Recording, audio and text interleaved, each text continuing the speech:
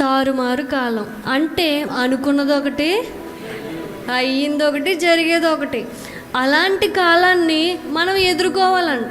ఇక్కడ యోసేపుని మనం చూసినట్లయితే యోసేపుకు కూడా దేవుడు ఒక మాట ఇచ్చాడు, కళ ఇచ్చాడు. ఏంటంటే ఆ కళ, యోసేపు నించున్నాడు, యోసేపు ముందు ఒక 11 పనులు ఉన్నాయి. ఆ 11 రోల్స్ కూడా యోసేపు కాళ్ళ మీద వచ్చి సాష్టాంగ నమస్కారం చేస్తున్నాయంట.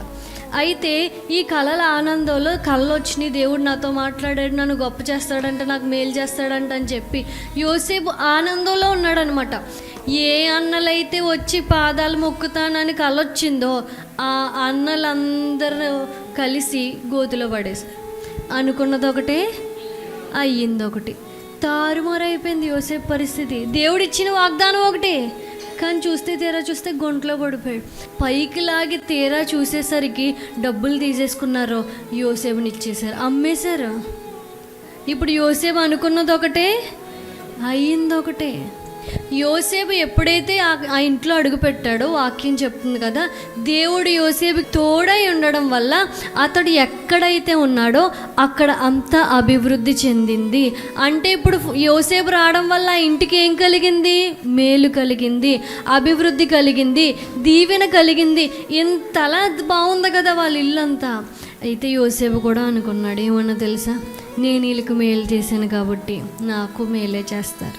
కానీ తీరా జరిగింది ఏంటో తెలుసా, పోతీఫర్ భార్య తన పాపం చేయడానికి ప్రేరేపించింది. ఇంత దుష్కార్యం నేను చేయను నా దేవుని ఎదుట అని చెప్పేసి తన చొక్కా ఆమె చేతుల్లోనే వదిలేసి వచ్చేసాడు. కానీ మేలు చేసిన యోసేపుకి ఏం చేసిందో తెలుసా, కీడు చేసింది. చెయ్యలేని నీచమైన పరిస్థితికి యోసేపుని గెంటేసింది. మేలుకు ప్రతిగా కీడు చేశారు వాళ్ళు. తారుమారైపోయింది పరిస్థితి. తనకు ఆ జీవితంలో అన్నీ తారుమారు జరుగుతున్నాయి కదా.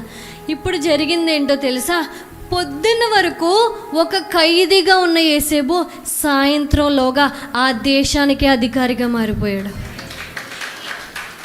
ఆ దేశానికే అధికారి అయిపోయాడు.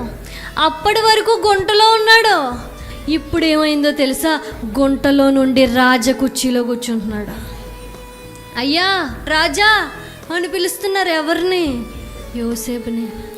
ఒక్క పూటలో యోసేపు స్థితి అంతా మారిపోయింది.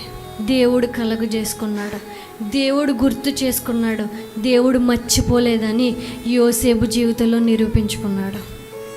ఈరోజు నీ జీవితంలో కూడా దేవుడు నిరూపించుకోబోతున్నాడు. ఏమో తెలుసా, దేవుడు నిన్ను మర్చిపోలేదని నీ శత్రువుల దగ్గర నిరూపించుకోబోతున్నాడు.